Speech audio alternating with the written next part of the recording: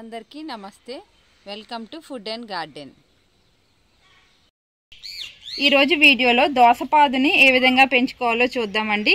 ఈ దోసపాదుని ఎటువంటి సాయిల్లో పెట్టుకోవాలి, అలాగే కంటైనర్ సైజ్ ఏంటి, ఈ దోసపాదుకి చక్కగా ఇలా పూత వచ్చినప్పుడు మనం ఎలాంటి ఫెర్టిలైజర్స్ ఇవ్వాలి, అలాగే దీనికి పెస్ట్ కంట్రోల్ కింద ఏమేమి ఇవ్వాలో కూడా ఈ వీడియోలో అయితే చూద్దామండి. కాయల్లో కూడా చాలా వెరైటీస్ ఉంటాయి కదండి. Dark green colour, yellow colour, పొడవివి, పొట్టివి, ఇలా చాలా ఉంటాయి. మనకి ఏది కావాలంటే అది ఈ టెర్రస్ గార్డెన్లో అయితే పెంచుకోవచ్చండి. మనకి మార్కెట్లో వెళ్ళి సీడ్సే కొనుక్కోక్కర్లేదు. మనం కూరగాయలు తెచ్చుకున్నప్పుడు మనకి నచ్చిన దోసకాయ తెచ్చుకుని వాటి సీడ్స్ వేసుకుని కూడా ఈ దోసకాయలను అయితే ఈజీగా పెంచుకోవచ్చు. వీడియోని ఎక్కడ స్కిప్ చేయకుండా అయితే చూడండి, మీకు మంచి ఇన్ఫర్మేషన్ అయితే తెలుస్తుంది. అలాగే నా ప్రీవియస్ వీడియోస్ ఒకసారి చూడండి, కంటెంట్ నచ్చితే సబ్స్క్రైబ్ చేసుకోండి. ఇవి దోసకాయ సీడ్స్ అండి. ఈ సీడ్స్ అనేవి మనకి సీడ్ షాప్లో కూడా దొరుకుతాయి, లేదంటే మనం మార్కెట్ నుంచి కూరగాయలు తెచ్చుకుంటాం కదా, కూరగాయలు తెచ్చుకున్నప్పుడు దోసకాయలు తెచ్చుకున్నప్పుడు వాటి నుంచి కొన్ని సీడ్స్ అనేవి కలెక్ట్ చేసుకుని ఒక 5-6 సీడ్స్ సరిపోతాయి. వాటిని మనం సాయిల్లో వేసుకున్నామంటే మొక్కలు అనేవి చక్కగా వస్తాయి. గార్డెన్లో దోసపాదుని పెంచుకోవడానికి రూపాయి కూడా ఖర్చు చేయక్కర్లేదండి. మనకి మార్కెట్లోనే ఈ సీడ్స్ తెచ్చుకోక్కర్లేదు. మనం కూరగాయలు కొనుక్కున్నప్పుడు కూడా ఈ సీడ్స్ని ఉపయోగించి మనం మొక్కలు అయితే పెంచుకోవచ్చు. ఇలా ఈ సీడ్స్ ఉన్నాయి కదా, ఈ సీడ్స్ని ఈ సాయిల్లో ఇలా వేసేసి జస్ట్ మట్టితో కవర్ చేసేయాలి. అప్పుడు మనకి ఒక 1 వీక్లోనే మొలకలు అనేవి చక్కగా వచ్చేస్తాయి.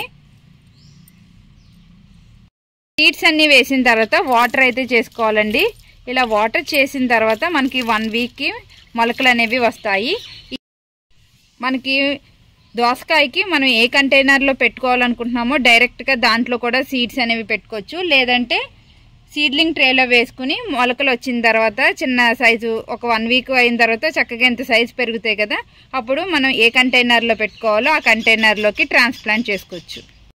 దోసపాదు పెట్టుకోవడానికి సాయిల్ మిక్స్ ఏ విధంగా ఉండాలి అంటే 1:1:1 అండి. ఒక వంతు మనకి వర్మీ కంపోస్ట్ కానీ కిచెన్ కంపోస్ట్ కానీ తీసుకోవాలి. అలాగే ఇంకో వంతు గార్డెన్ సాయిల్ తీసుకోవాలండి. అలాగే ఇంకో వంతు మనకి ఇసుక తీసుకోవాలండి. కన్స్ట్రక్షన్ టైంలో వాడతాం కదా అది. ఈ ఇసుకని వాడడం వల్ల మనం వేసిన వాటర్ ఎప్పటికప్పుడు డ్రైన్ అయ్యేలాగా ఈ ఇసుక అనేది యూజ్ అవుతుంది. చక్కగా మొత్తం సాయిల్ అంతా కూడా మాయిశ్చర్గా ఉండేలాగా చేస్తుంది. అలాగే ఒక గుప్పెడు ఎప్సమ్ సాల్ట్ని యాడ్ చేసుకోండి. ఈ ఎప్సమ్ సాల్ట్ వల్ల మనకి ఫ్రూట్స్ అనేవి మంచిగా వస్తాయి. అలాగే ఒక గుప్పెడు వేపపిండిని కూడా వేసుకోవాలండి. ఈ వేపపిండి వల్ల రూట్స్ నుంచి ఎలాంటి ఇన్ఫెక్షన్స్ రాకుండా మనకి ఈ వేపపిండి అనేది ప్రొటెక్ట్ చేస్తుంది. ఈ వేపపిండి యూస్ చేయడం వల్ల రూట్ రాట్స్ అనేవి రాకుండా చేస్తుంది. మనకు ఒక్కొక్కసారి తీగ అనేది దోసపాదు చక్కగా పెరిగినా కూడా సడన్గా చనిపోతూ ఉంటుంది కదా, అలా అవ్వకుండా ఉండాలి అంటే వేపపిండి మాత్రం కంపల్సరీ వేసుకోవాలండి. ఇవన్నీ కూడా చక్కగా మిక్స్ చేసుకోవాలి. గార్డెన్ సాయిల్, వర్మీ కంపోస్ట్ కానీ కిచెన్ కంపోస్టు, అలాగే ఇసుక, వేపపిండి, ఎప్సమ్ సాల్ట్ ఇవన్నీ మిక్స్ అయ్యేలాగా మనం మిక్స్ చేసుకోవాలి. దోసపాదుకి ఎప్పుడైనా సరే మనకి చక్కగా గుల్లగా ఉండాలండి. అప్పుడే రూట్స్ అనేవి మంచిగా స్ప్రెడ్ అయ్యి మనకి పాదు అనేది చక్కగా హెల్దీగా పెరిగి కాయలు కూడా మనకి మంచి సైజ్ అనేది వస్తుంది. ఇలా మొత్తం అంతా కూడా మనం మిక్స్ చేసుకోవాలి.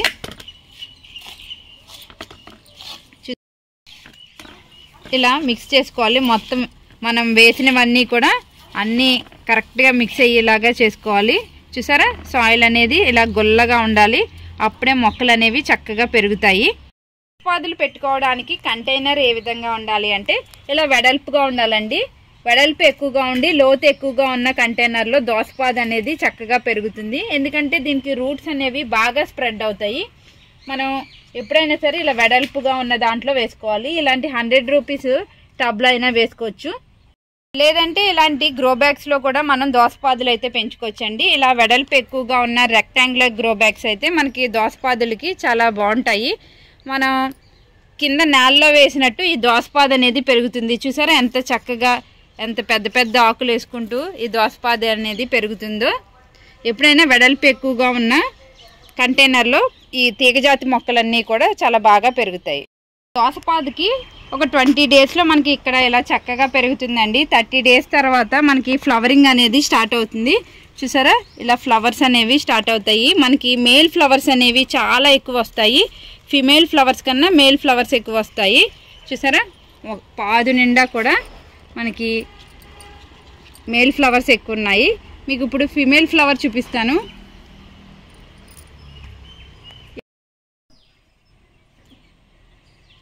చూడండి, ఇక్కడ ఫిమేల్ ఫ్లవర్ ఉంది. దీనికి వెనక కాయ ఉండి ఎదర ఫ్లవర్ ఉంటుంది. ఇది ఫిమేల్ ఫ్లవరు. మేల్ ఫ్లవర్ అయితే ఓన్లీ ఫ్లవర్ ఉంటుంది. చూసారా, వెనక కాయ లేనిది మేల్ ఫ్లవరు. కాయ ఉండి ఎదర ఫ్లవర్ ఉంటే దాన్ని ఫిమేల్ ఫ్లవర్ అంటారు. ఇప్పుడు హ్యాండ్ పాలినేషన్ ఏ విధంగా చేయాలో చూద్దామండి. ఇది మేల్ ఫ్లవర్ కదా, మేల్ ఫ్లవర్ని తీసుకుని దీని ఫిమేల్ ఫ్లవర్, ఇక్కడ ఫిమేల్ ఫ్లవర్ ఉంది కదా, ఈ ఫిమేల్ ఫ్లవర్కి ఇలా వీడియోలో చూపిస్తున్నట్టు మనం ఫ్లవర్ పైన జస్ట్ ఇలా ప్రెస్ చేయాలి అంతే. అప్పుడు చక్కగా మనకి ఇది కాయ కింద మారుతుంది. చూసావా, చక్కగా ఇలాగా హ్యాండ్ పాలినేషన్ చేయడం వలన కాయ అయితే ఇలా తయారైంది. చాలామంది మాకు ఎక్కువ మేల్ ఫ్లవర్స్ వస్తున్నాయి, ఫిమేల్ ఫ్లవర్స్ రావట్లేదు అంటారు. మనకి వస్తాయండి. ఎక్కువ పాదులు పెట్టుకోవాలి. అప్పుడు ఒక 2-3 పాదులు పెట్టుకున్నాం అనుకో మన గార్డెన్లో ఫిమేల్ ఫ్లవర్స్ కూడా వస్తాయి. ఇలా హ్యాండ్ పాలినేషన్ చేయడం వల్ల మనకి కాయలు అనేవి మంచి సైజు వస్తాయి. ఇలా హ్యాండ్ పాలినేషన్ చేసిన తర్వాత ఈ కాయ ఈ సైజు వచ్చిందా, తర్వాత చూడండి ఇక్కడ కాయ అనేది ఇలాగా పెద్ద అవుతుంది. ఇక్కడ కూడా చూసారా, కాయలు ఎంత బాగా రెడీ అవుతాయండి. ఈ లోపల అయితే ఒక మంచి సైజు అయితే ఉంది. చూసారా, దోసపాదు చూడండి ఎంత మంచి సైజు అనేది వచ్చిందో. ఇంత మంచి సైజు అనేది వస్తాయి దోసకాయలు. మనకి గార్డెన్లో చాలా బాగా పండుతాయండి. ఇవన్నీ కూడా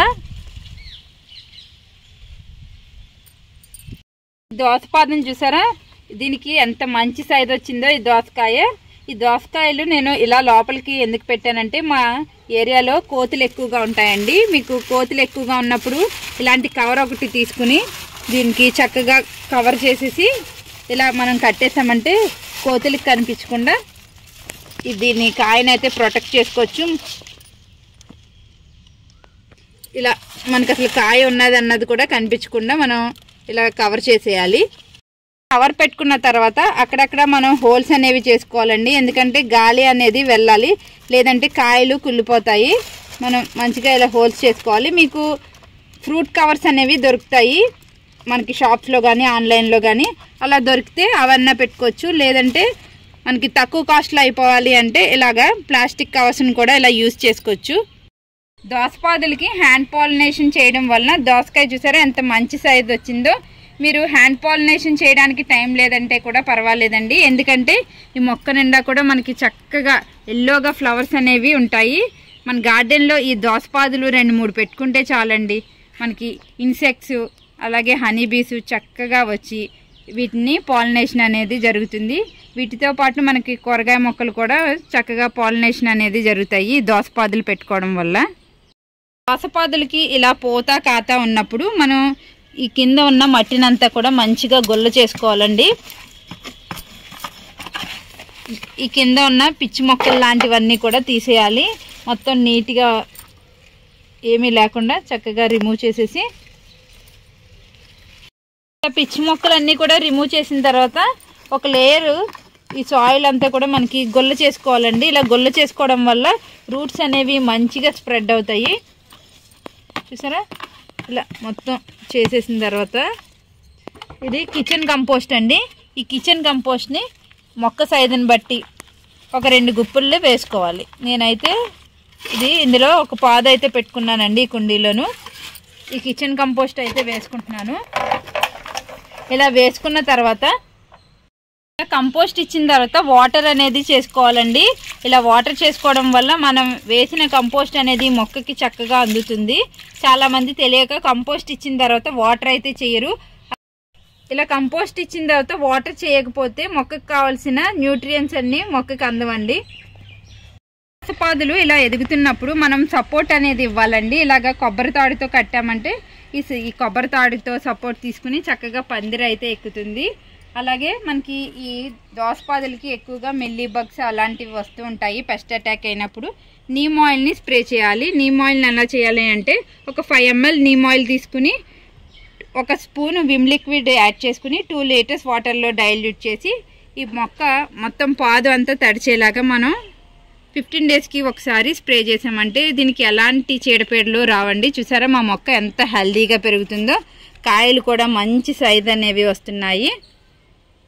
దోసపాదులు ఇలా పూత మీద ఉన్నప్పుడు పుల్లటి మజ్జిగను స్ప్రే చేయాలి. అలా పుల్లటి మజ్జిగను స్ప్రే చేయడం వల్ల పూత అనేది రాలిపోకుండా వచ్చిన ప్రతి పువ్వు కూడా మనకి కాయ కింద మారుతుంది. అలాగే ఎప్సమ్ సాల్ట్ని 1 స్పూన్ తీసుకుని 1 లీటర్ వాటర్లో డైల్యూట్ చేసి మొక్కకి ఎవ్రీ 15 డేస్కి ఒకసారి ఇవ్వడం వల్ల మనకి కాయలు అనేవి మంచి సైజ్ అనేది వస్తుందండి.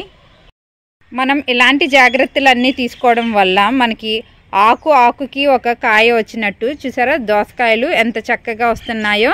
వచ్చిన ప్రతి పువ్వు కూడా ఇలా కాయ కింద మారుతుందండి. దోసపాదుల్ని ఈ విధంగా పెంచారంటే మనకి కాయలు కూడా మంచి సైజ్ అయితే వస్తాయండి. ఇదండి ఇవాల్టి వీడియో. ఈ వీడియో మీకు నచ్చింది అనుకుంటున్నాను. నచ్చినట్లయితే లైక్, షేర్ అండ్ సబ్స్క్రైబ్.